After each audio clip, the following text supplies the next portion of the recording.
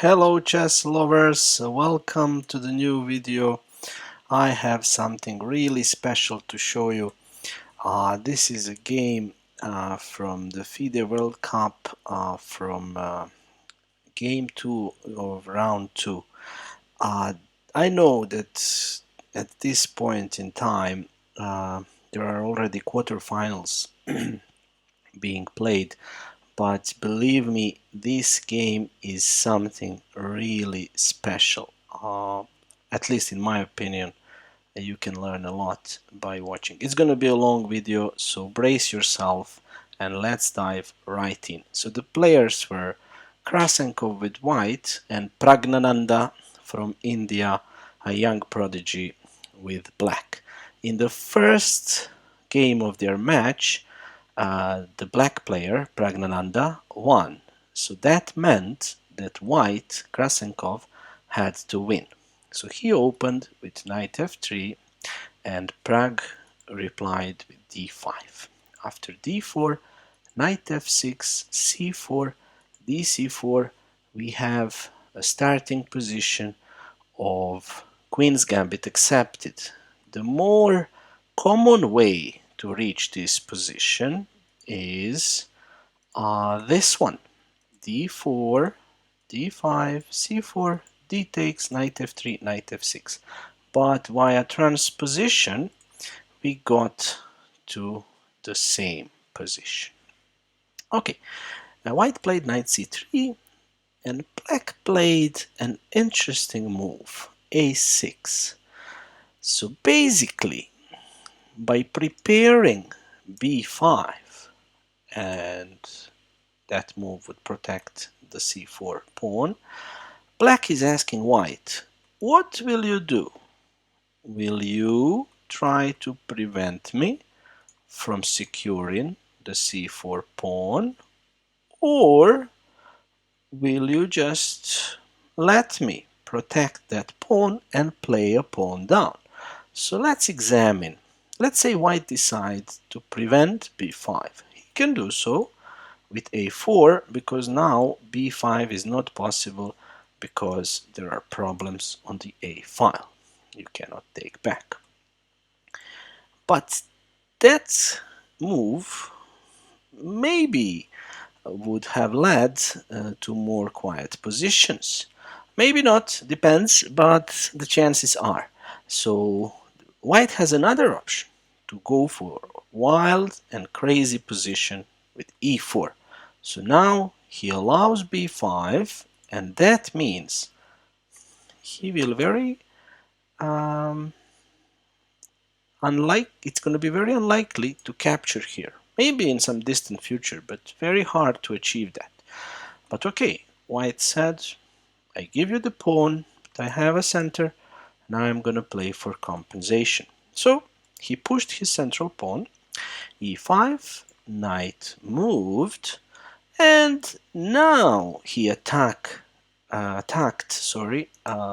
black's pawn chain.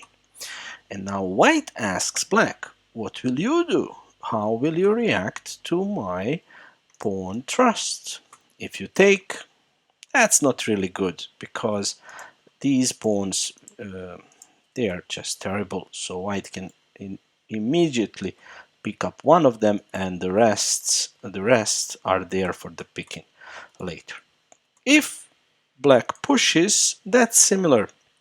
White can exchange on d5, and after queen takes, queen c2, white attacks c4 two times, and because the a6 square is taken, there is no bishop a6. So most likely the c4 pawn will drop. Actually, not most likely, it will drop definitely.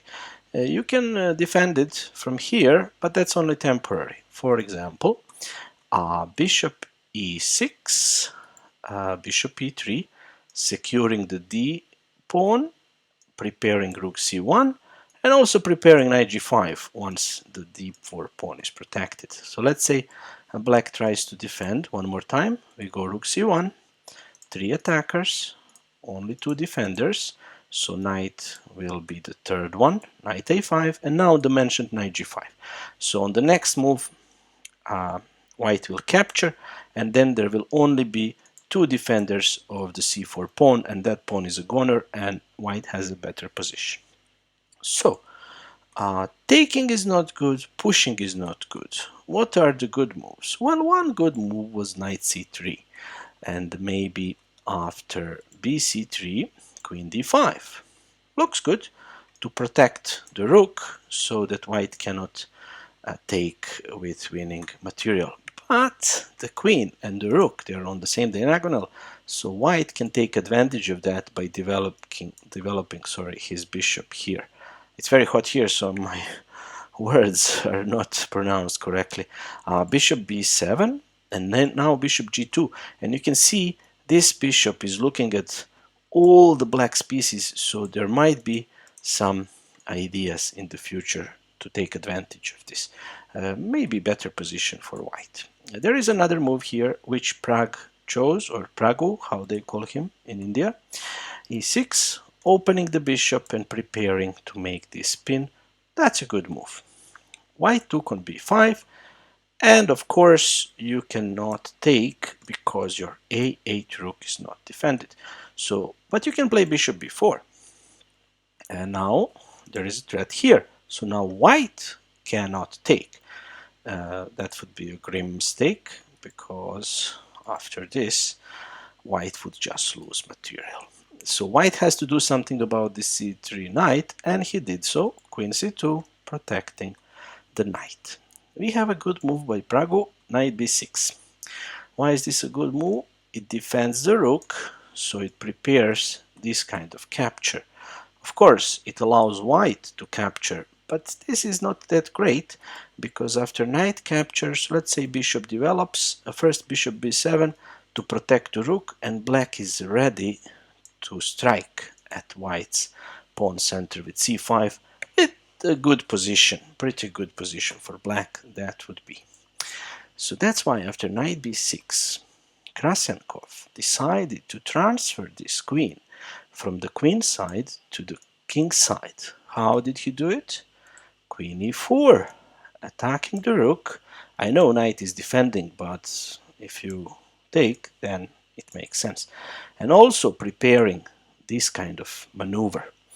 Of course, black cannot take because the queen is now here, and with the rook, that's actually winning material. So after queen e4, Pragu played queen d5. So this move offers a trade, defends the rook, and centralizes the queen. Also controls the b5 square.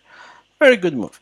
But after queen g4, before that, white doesn't want to trade. If he trades queens and then captures on a6, then in this position, white has a problem. His e2 bishop, f1 bishop doesn't have many squares, only one square. Because of this pawn, and his c1 bishop, wherever it goes, it kind of looks at his own pawns or at empty space. So, or even here looks at his knight. So this bishop doesn't have bright future, both of them. While on the contrary, dark square bishop is pinning the knight, and black's light square bishop has very nice prospects on the king side. So that would be a bad move to exchange queens and go into this endgame. So that's why Krasenkow played queen e4, queen d5, queen g4, and here with this move he's discouraging the castling. Why? If black castles, then we have bishop h6 taking advantage of the pin. You have to push g6 because mate was threatened, and white has a pleasant choice. He can pick up the rook, or maybe even better, he can just develop and continue the attack on the dark squares in case of black trying to save the rook. That's why after queen g4 there was no castling, but instead black decided to exchange these rooks and attack with the queen in this manner. Very interesting. After AB5, white took on A8 first, and after queen took back, queen G7, attacking the rook. There was an exchange on C3, BC3 to make the weakness here, that was the point. And now black cannot save this rook.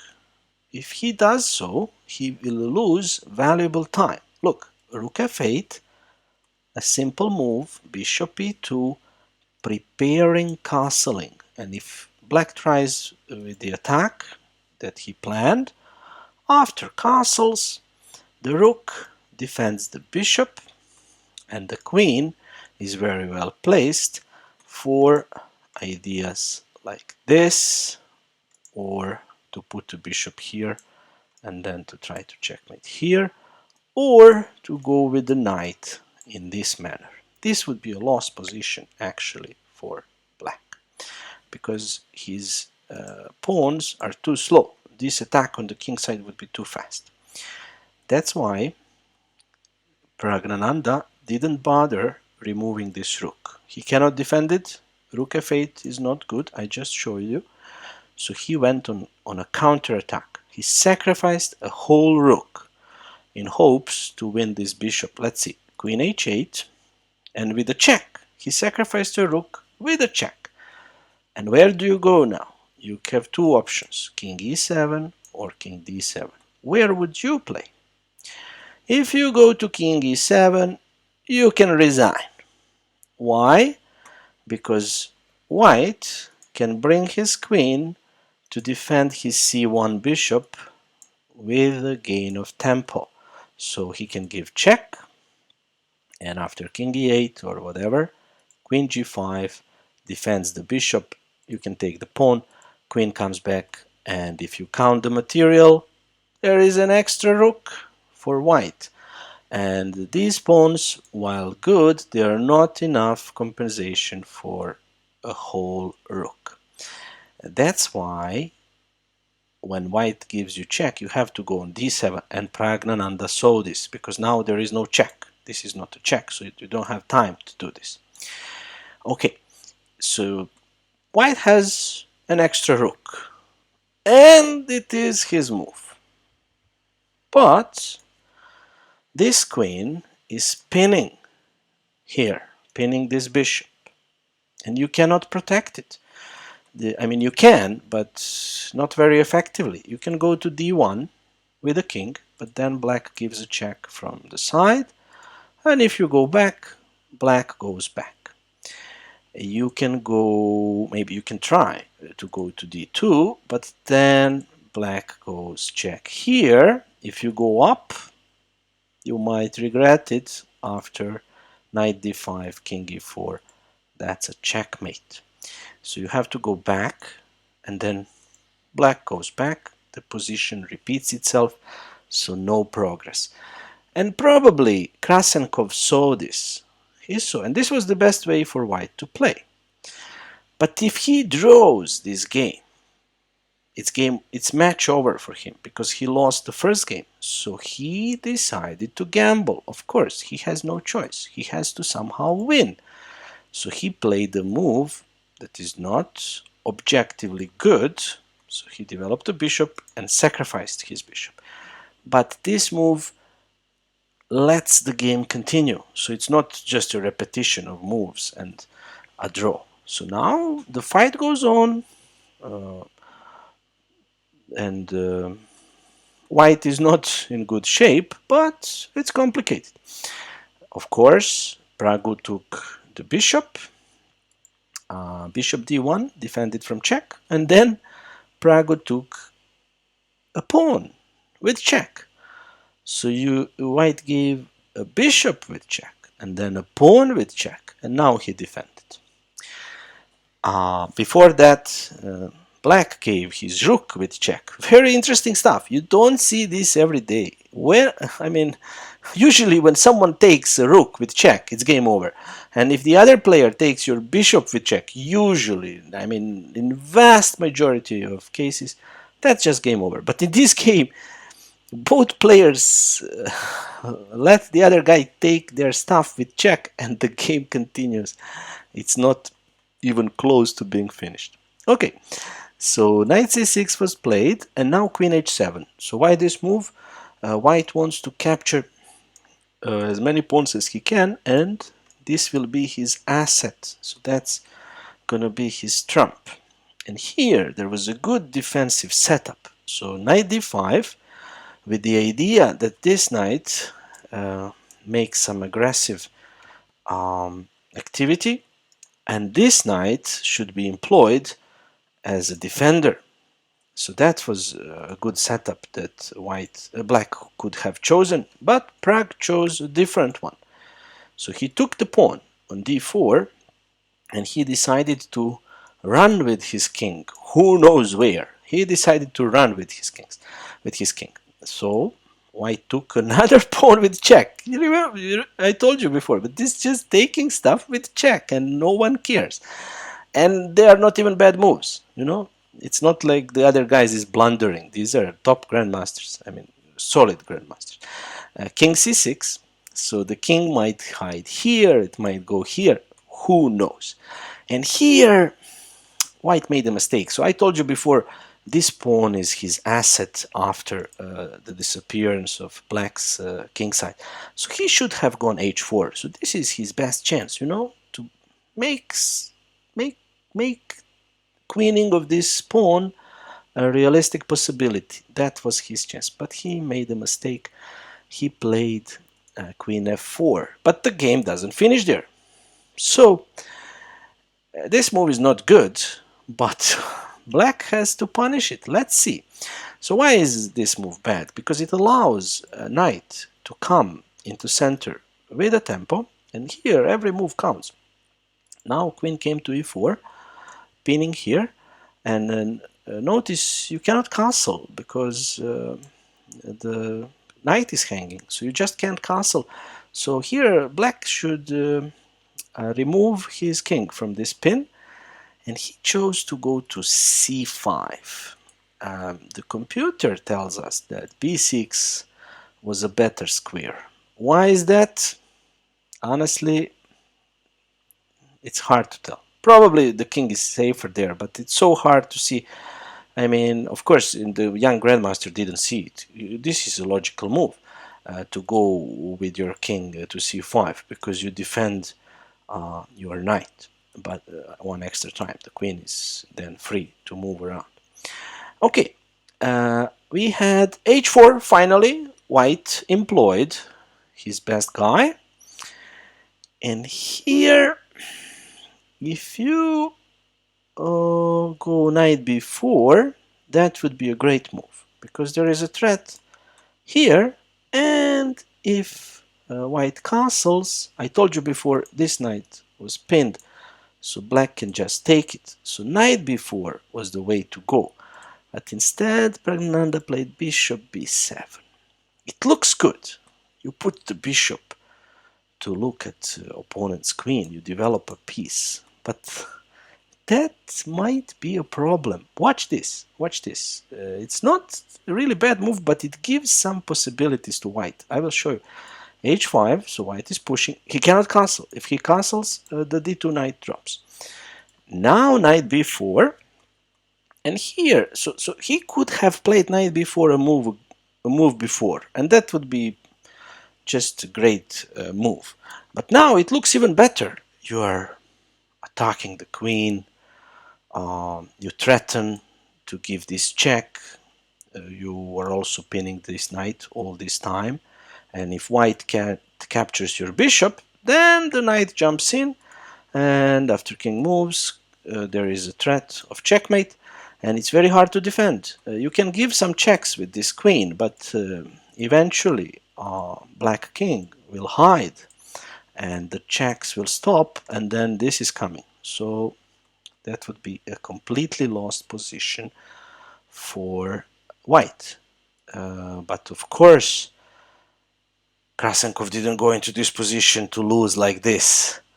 So what would you play in this position? So look, the bishop is attacking your queen, and I just proved with the previous variation that you cannot capture it.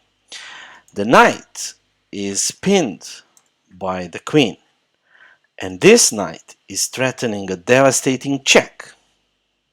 What to play? Look at this move, guys. Castles kingside, leaving the knight and leaving the queen on pre. Amazing. I mean, Krasenkow, amazing. I don't even know much about this guy, but I watched him only during this tournament. I watched a few of his games. So I've seen them, but not that much. And he's not even in his prime. And look at the stuff he's doing. So let's analyze. So let's see you take the queen. In the game, Pragu took the knight, but let's say black takes the queen. Then we recapture and we make a fork, and there is a problem because this king, he cannot come to defend his queen because of his pieces. So he has to go back, and we just take the queen, and if you count the pieces, there is an extra rook for white, and this pawn is soon going to be a queen. These pawns are nice, but they are not fast enough. So you cannot take the queen. You cannot take the queen. Amazing. This is amazing attacking move. Defensive and attacking at the same time. So what black did, the young Indian grandmaster, took the knight. Okay, so now he took our knight, but he gave us a chance to capture his bishop. And he can still, I mean, the game is not over. Maybe, so I don't remember. It looks like black is still winning or something, but he needs to be very precise. Or sorry, is he winning? Is he winning this one? No. Now he's not winning anymore. He's not winning. Yeah. Sorry, I messed up because now white has the option of giving perpetual check. But okay, for him that's almost like winning because he needs just to draw black. But okay, the game continues. Knight d5. No point to go here anymore because the king escaped. So now these knights, they defend the king. h6, pushing the pawn. Some of you might wonder, hey, why black just doesn't capture? So if you do that, then this knight, which was defended by the queen, is no longer defended by her. So after queen a7, if you move the king, white can just take the knight. Thank you very much. Game over. If you don't move the king, there is only one move to block with knight. But then queen c7 check, again attacking two pieces, and you can move the king and lose this knight, or you can save the knight and lose the king. Queen d6 checkmate. Yeah, interesting stuff. So taking here is not possible because the queen needs to defend the knight. But black played a good move, c3.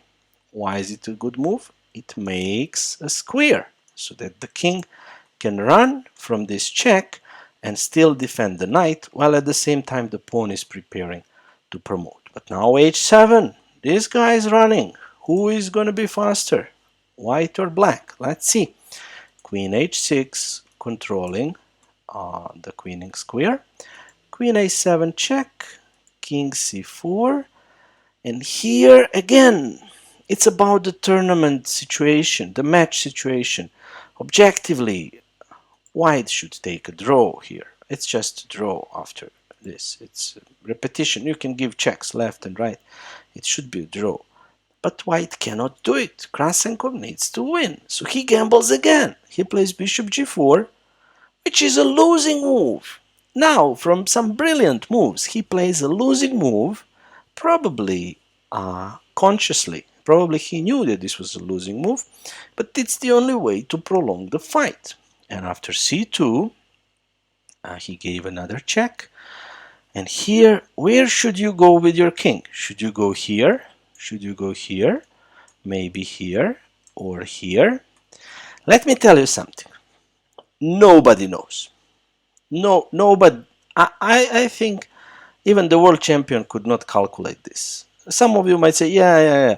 But let me tell you, this position is so complex that, of course, engines, they know which is the best square. Maybe all of them are good, but for a human to figure out where to put king here, I think it's virtually impossible. Okay, we had king b4. That was the choice of young Indian grandmaster. And after queen b2, you cannot block because the knight needs to protect. So if you block, you lose a pawn. And also the queen defends this one, and you're lost again. So you see, the position is changing from being lost to equal to being winning for the other guy. It's crazy. King c4 and rook e1 was played. And here, black should have taken. Black should have taken. For example, take the pawn, protect your guy. If white gives check, just run back. Run back to safety. You have a nice pawn. Yeah, white is an exchange up, but this pawn will never be captured. And there is another guy that is going to help him soon. The queen will also come. I don't know where. Depends on the situation. But Pragu, he crumbled under pressure and played knight f4. The losing move. Now he's losing from winning to losing, from losing to equal, from losing to winning. You might say, oh, this guy, the guys, they have no clue, so many mistakes. Listen, the position that they're playing, it's so complex, even for grandmasters. And they are not some weak grandmasters, they're very strong grandmasters. So Pragu is like 16, 17 years old, so he can calculate like a machine, but not really. Yeah. Okay. So what was the idea of this move? So this was a trap. So Pragu, he calculated nicely. So maybe white wants to take advantage of these two knights. Go rook e4. Let's attack here, threatening a deflection, and attack here. But from h6, the queen is defending the knight and controlling c1. Why is that important? After knight h3, opening the diagonal, it's a check. We take, and now c1 queen check. So you see the queens, they are connected. And this is game over because after this exchange, it's a check again, and queen comes back to pick up this pawn. White can give some checks, but those are futile. Eventually, black king's ranks to safety. He picks up this pawn, and then extra queen is winning. But look at now this move by Krasenkow. h8 queen, making a queen which is not protected and which can easily be picked up. So why did you make a queen, man? I will tell you why. He knew exactly why. To deflect the queen from defending the knight and controlling this square. And now rook e4 works. Why does it work? Because the black queen is not anymore here. It doesn't control this square. There is no knight h3. It's pointless. If you give this check, we can just take it. There is a pin. Wonderful move from here. Yeah, after the mistake by Pragu, you have to find this stuff. h8 queen, deflecting this girl. Queen takes, rook e4, pinning and winning. So this knight on d4 is attacked twice, and this knight on f4 is attacked once. At the same time, it cannot move. If it goes here, we just take it. So you can only save one knight. You can't save both. So Prague played c5, protecting this guy. But now, thank you very much, this knight is gone. So now white has an extra rook, and this pawn will be lost. It will be lost very soon. Let's see. So Prague played queen e5. But let's say because there is a this knight is protecting the pawn, but there is a pin, so there is a threat. So let's say black runs from the pin. What would you do? How would you convert your advantage here? Rook d4, c d4, queen b5 check, king e4 only move, queen e2 check, threatening here. So black needs to attack the bishop, not to give white time, because now if you capture the pawn, I capture the bishop path. g3 to push the king away from the bishop, and then to gain time to capture this pawn. King g5 only square, f4, king has to go back, and finally there is no contact between these two pieces, so white can capture. This is a winning position for white. Okay, black decided on queen e5. Now, because of this pin, we can take the most dangerous black pawn. Now we have an extra rook. After king d5, we just have to be careful.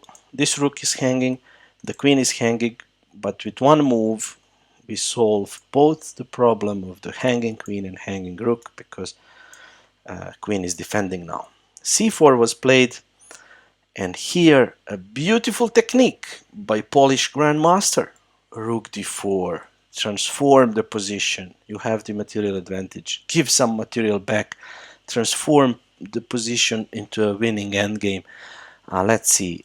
Queen has to take. Bishop e6. You can't take that because your queen would be unpre. So after the king moves, exchange queens. And now, what will decide the game? This pawn will promote, while these two pawns will be held will be held by this bishop in one of these ways. Let's see. g4. So I said this pawn will decide. Let's see. If you push this guy, what will happen? c3. Now you weaken these squares. Bishop b3. Controlling. If you support with the king, I go forward. You push, I sacrifice, takes g6, and tell me, who is faster, this guy or this guy? Of course, 2 squares and 4 squares, not even close. So that happens if you push the c pawn. Let's check what would happen if you push the b pawn. So b4, again, g5, and now also black has a choice, which pawn to push. If he pushes c3, again bishop b3. If he pushes b3, we don't do anything with the bishop, because here it is good. It's waiting for this pawn to move so it can capture, or this pawn to move so it can come here. So we push the g pawn, and let's say b2. Now we switch diagonals, and it's game over. This bishop will control these pawns for long enough until the g pawn becomes a queen. So you can't push the pawns. So black tried king e5. We save the bishop. That's our key piece. Again, you cannot push. If you push c3, the light squares are weak. Bishop comes on b3, controls everything. This will be also defended, because whenever black captures this guy, then the other guy runs. So after bishop f7, king f4 was tried, and after f3, Pragnanandhaa resigned. Why did he resign? Because if he takes the f3 pawn, as I told you, then the g pawn is unstoppable. g5, if you push your own pawns, the bishop comes. Yeah, you will win the bishop, but the bishop will give itself for the pawn, and this will be a queen once it gets to g8. So f3 was the final move of the game. What a game! I know it was a long video, but I really believe that this game deserved such a long video, because of the great chess displayed by both players, especially by white, because some of the moves that he made were just incredible attacking chess. And don't forget how many times they left their opponent to capture their piece with a check. Black did it once, and White did it like 1 or 2 times, or I don't remember. It was crazy.